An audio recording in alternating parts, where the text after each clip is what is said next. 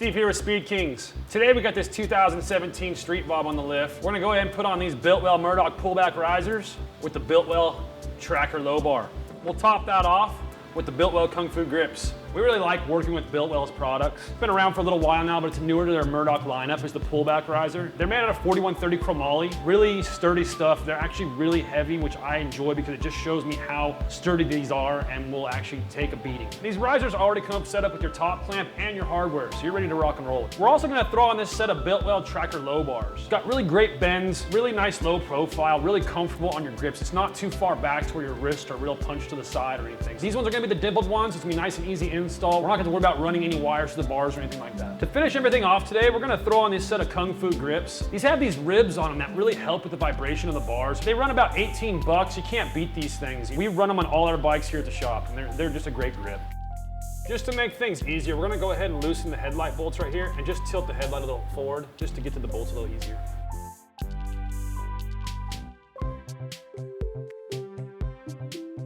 Just taking this screw out on top for your throttle. We'll go ahead and remove the housing. Just make sure you keep everything together. Those little small screws can get lost real quick. And now we're gonna go ahead and remove the screws for our brake master cylinder. So now we'll go ahead and do the same to this side. We're gonna go ahead and loosen our controls, loosen our clutch perch.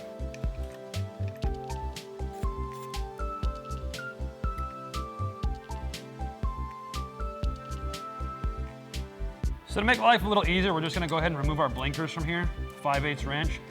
That way we can just let the brake reservoir dangle, same with the clutch side.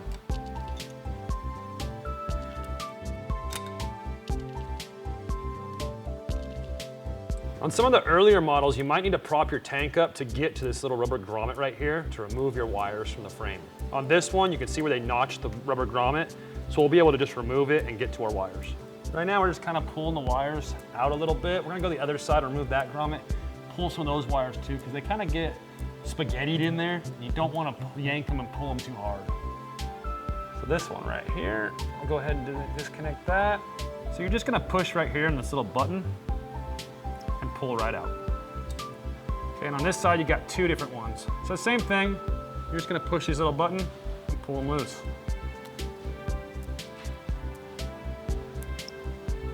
On this particular model, which is a CAN bus system, the plugs are a lot smaller than the earlier models. My 07 Dyna has giant plugs. These ones look like they'll actually fit through and feed through the bars without us having to cut or splice anything. On the earlier models with the bigger plugs, there's no way they'll feed through bars, so you're gonna have to cut and splice or pull the pins. So on this side, we're gonna go ahead and just start feeding the wires through and pulling our throttle assembly at the same time. That way we don't gotta remove our throttle cables. Just be gentle and help feed and pull it a little bit at the same time. These are little time-consuming projects, but they're pretty easy once you get it moving. There we go. There's one side through. We're gonna do the same thing. We're just gonna kind of push and pull and feed it through. There we go. We're just gonna go ahead and loosen these back up. I'm gonna slide the bars over just to pull the throttle assembly off. Then we'll go ahead and remove the bolts all together and pull these bars completely off, as well as the risers. Make sure you're holding your bars though. You don't want them to fall down on your tank. They will damage it. Now that we got everything off that we need off, I'll just go ahead and tighten these up. We're gonna pull our riser bolts off and just completely remove this whole setup.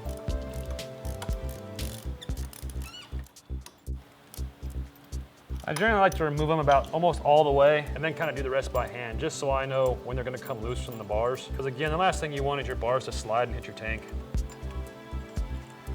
Boom. Once we remove the bars on this bike, we realize they're still running the stock riser bushings. So we're gonna go ahead and upgrade those right away with the Speed Merchant solid riser bushing. These are machined from aluminum.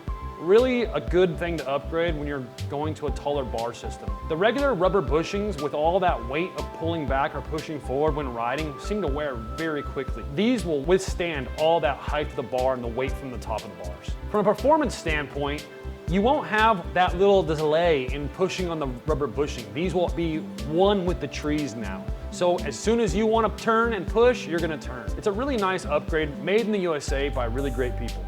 So to remove the stock bushings, you have this little metal sleeve and then the rubber surrounds it. So all I'll take it do is a little socket and just kind of line it up and just push it through. Same. We're gonna go ahead and use our pick right here And just get in there and pull this bushing out now. Boom.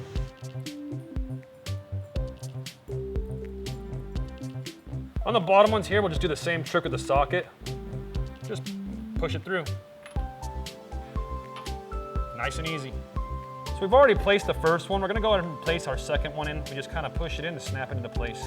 The tolerance is really tight on these, so you just gotta kind of give it a little pound. We're just gonna go ahead and press the bottom in as far as we can, and we'll pull it all the way through when we put the risers on. So these are the grade 8 bolts supplied by Biltwell that comes with the Murdock risers.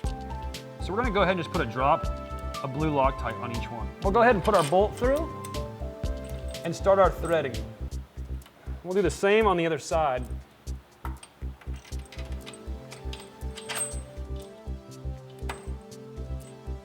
Now that we got a couple threads started, we'll go ahead and grab our wrench and we'll start tightening everything up, and that'll pull our bottom riser bushing up.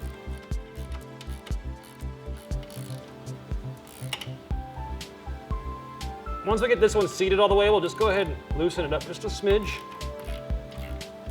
and we'll do the other side.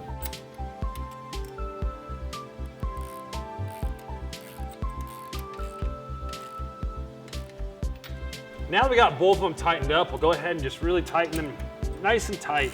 You don't want these things moving on you while you're riding. We'll go ahead and remove all 4 of these bolts and pull the top clamp off at this point.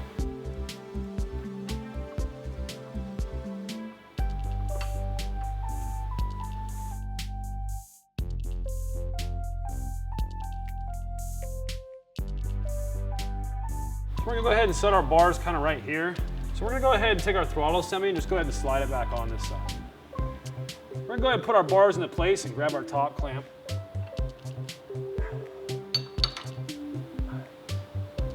And just get everything kind of snugged up, just so nothing falls off. And these aren't the position we're necessarily gonna run the bars in. We're just kind of getting them there just so nothing moves around on us while we're finishing up the install. We're not gonna save these stock grips, so we can just go ahead and cut these off. So now that we went ahead and skinned this all off, got it decent enough to put a new grip on, we'll go ahead and put our assembly back together. Right here is where our bar is dimpled. That's where you want to make sure all your wires are up in. You want to make sure when you're putting this back together, not to pinch your wires. That's the whole point of the dimple. If you pinch your wires, you could cause a short.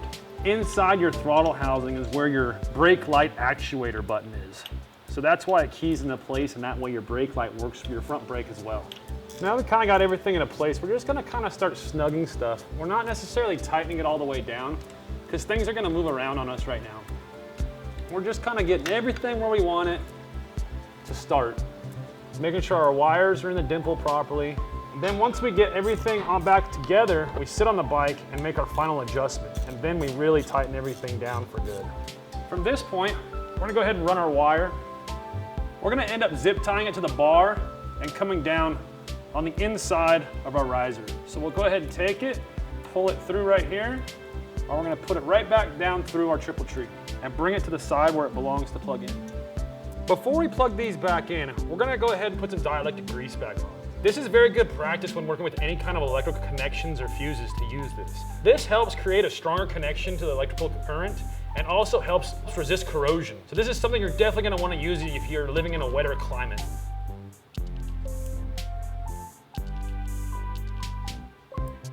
We'll go ahead and just loosely place this one on.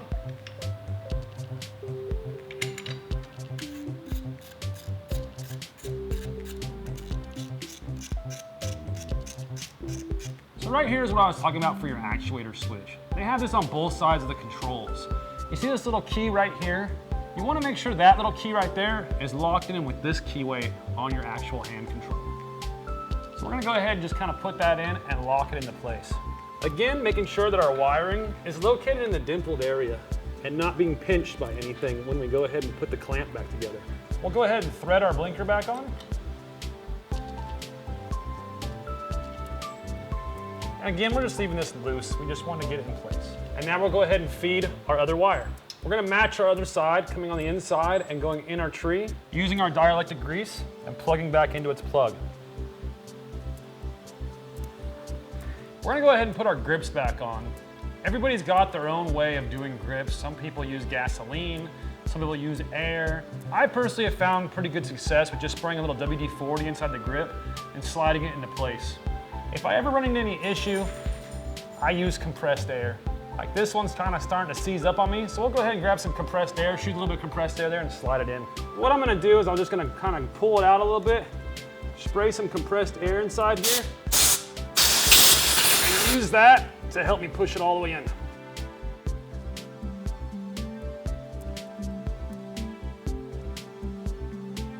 See, on that one we got lucky and didn't have to use compressed air.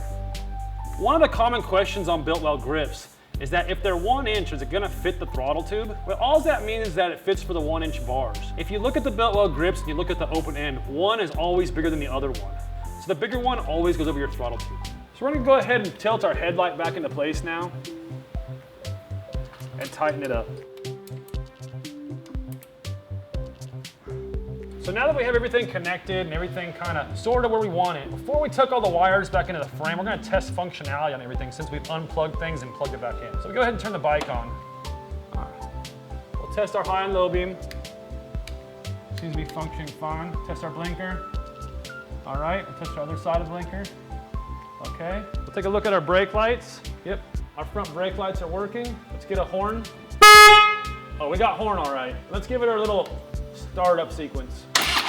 All right, seems like everything's gonna be working fine.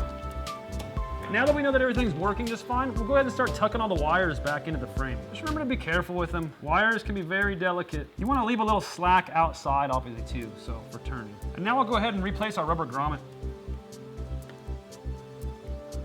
These things are real fun to play with. So now that this side's done, we'll go ahead and do the same thing on the other side. Replace our rubber grommet.